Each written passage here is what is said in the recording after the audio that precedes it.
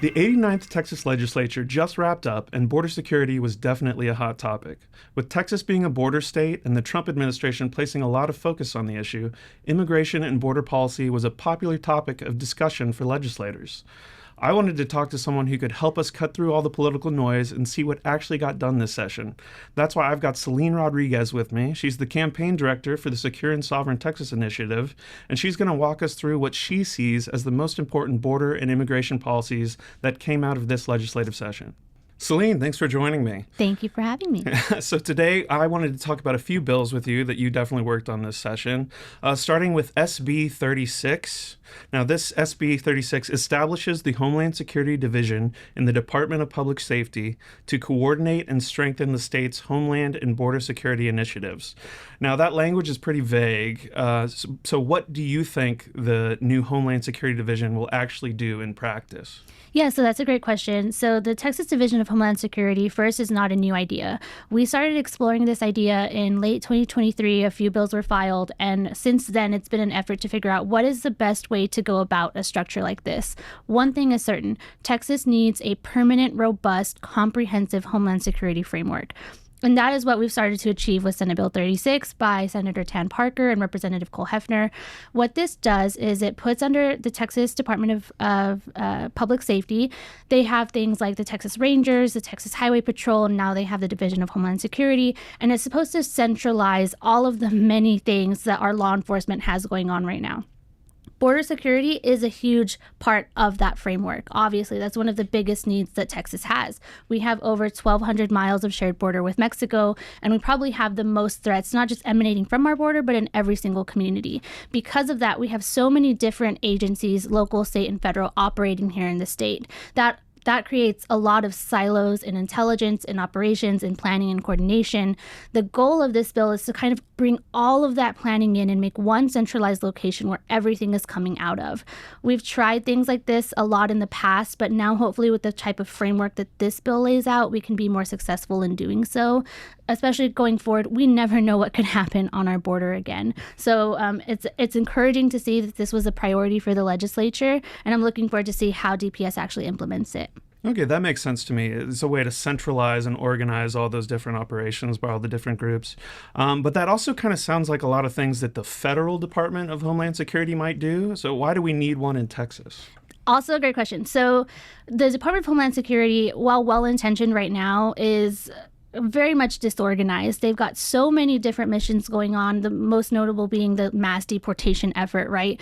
Well, that also has to come with congressional funding, with personnel, with beds, with jail space, and we are pretty much out of that at this point. And so you need that kind of, I hate to say this, but this whole of government approach, right? A constitutional responsibility of the state, of the federal government, is to protect its citizens and their property. And so that is a goal in achieving this. You need federal, state, and local partners to come together to protect their citizens. So you can't just have the federal government, who, as we know, is not the most organized entity in the country. You have to have that local participation, and this is going to help aid that effort. Oh, that makes sense to me. So once all this gets put into place and all gets put into practice, how will this make Texans safer? Right now, we have something called Operation Lone Star, which everybody's heard about. It's our border security mission. The two main departments that are in charge of this is DPS, the Department of Public Safety, and TMD, the Texas Military Department. They're kind of at the helm of this, but something we've struggled with, like any new mission for law enforcement and military, is getting it organized, getting the agencies to work together, getting soldiers and law enforcement to work together. It takes time, and that's coming from a military veteran. It takes time to figure that out, to figure out what works and how you can make it operational. This should be aiding the effort in doing so. When you have your sheriffs coming out, you're going to have our 287G expansion, which we'll talk about soon. Everybody's kind of operating in their own silo, like I just said. If you bring it all together, you have all of the intelligence sharing, you have the infrastructure capabilities, which is another big part of that bill that I don't want to miss out on. It's not just border security, it's infrastructure protection. It's tracking CCP activity in Texas. All of those foreign adversarial nations that we talked about so much this session, this bill is supposed to help track all of that activity. And that in itself keeps Texans safer. Well, that sounds great. I hope it's successful. And last but not least, this is a bill I know you worked a lot on this session. It is SB 8. It's the 287G program, and it mandates participation of sheriff's departments in federal immigration enforcement programs. Now, I know a little bit about this because of you and having talked to you about it, but what the heck is a 287G program, and does this law mandate that every department in Texas has to participate, or is it just some? Yes, so this bill is very exciting for me. Florida has actually led the way on legislation like this. I'm so excited to see Texas not only try to catch up, but really grab the bull by the horns and make a great bill that came out of the finish line. So 287G program is a program under federal law which allows ICE to work with local law enforcement agencies where they can do limited or specified federal immigration functions under the oversight of the Department of Homeland Security. It's always been voluntary. Notable, though, that under President Biden, no new agreements were made. They kind of just paused the program itself, let contracts expire, you name it. So when President Trump came in, this was a top priority for him, for Tom Homan, for DHS and ICE, where they signed executive orders within DHS itself saying we are going to prioritize this program to its fullest capability that we can. Going back to what I said earlier here, ICE has limited funding, though. They can't do this all by themselves. So you need states, especially bigger states like Texas, who have such a large illegal alien population, to come forward and put our resources and our personnel towards this mandate that we've been given. So the 287G program, there's 3 different models. You have your jail enforcement model, your warrant service officer model, and your task force model, which is re-added under the Trump administration. And that's your force multiplier, performing ICE functions out in the field with ICE directives. Under this bill, an agency can choose whichever model works best for them. They're not told which one they have to do. But it does require 234 counties to enter into an agreement.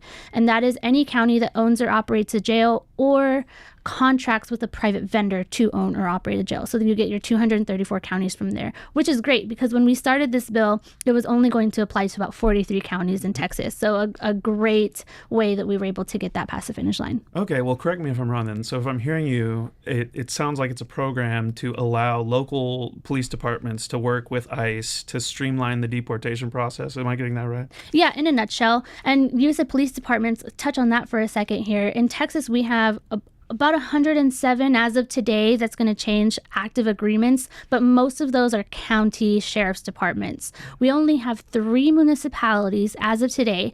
2 of those are in the Houston area that are in active 287G agreements. Whereas if you look like Florida, they have every single sheriff's department. They have over 98 municipalities, Miami-Dade area being one of those. Every single state agency, we only have 3 state agencies right now, or 2 state agencies, I'm sorry. So there's a lot that we have to do to be able to have this full approach that we really need here in Texas. But yes, it would allow law enforcement officers in the field and in their county jails to identify illegal aliens, to serve them warrants, and to help remove them more quickly from the state of Texas.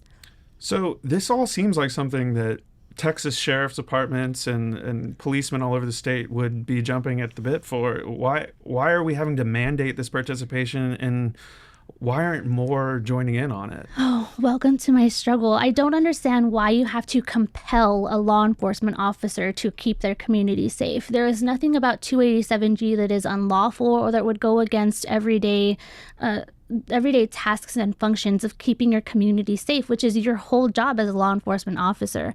Unfortunately, too often law enforcement gets very political, and you have a lot of law enforcement officers, even here in Texas, that don't want to do these things. They see it as extra functions that don't go towards their everyday responsibilities, which is a bad mindset to have in the first place. And this is a huge issue. DPS has limited reporting about how many illegal aliens they have come across. I think they have like a 10-year span, and they don't even break it down by which year.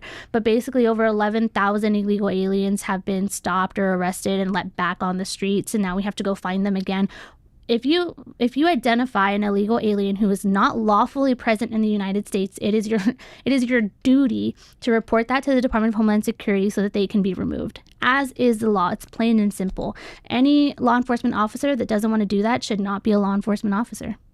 it certainly seems like this bill will help streamline that deportation process and will help those departments that are in part of the program help make their lives easier. But what about in those jurisdictions where they're not participating in this program? Or how is that going to affect the state, and how is it going to contrast to those areas which do have it? That's key here. People forget that we're not just dealing with gangs or small-time criminals. We're dealing with known foreign terror organizations that are the Mexican cartels. And they are not just in Mexico. They are not just at the border. They are in every single major American community, including here in Texas. And they are smart. They are coordinated. They are organized. And they know what they're doing.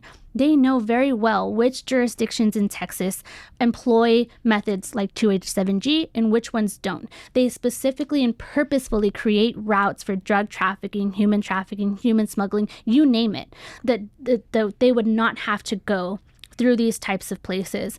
They always look for the path of least resistance. So if you're a jurisdiction that is not employing methods like 287G and actively working with the Department of Homeland Security, you're effectively a sanctuary jurisdiction, whether you put that in writing or not. The cartels are smart. The people, the contractors that they work with here in Texas are smart. So if you're in a county or in a municipality that is not doing things like these, you very well have a lot of criminal cartel activity happening in your own home. Well, that's scary, but as Texans, we all know that's probably true.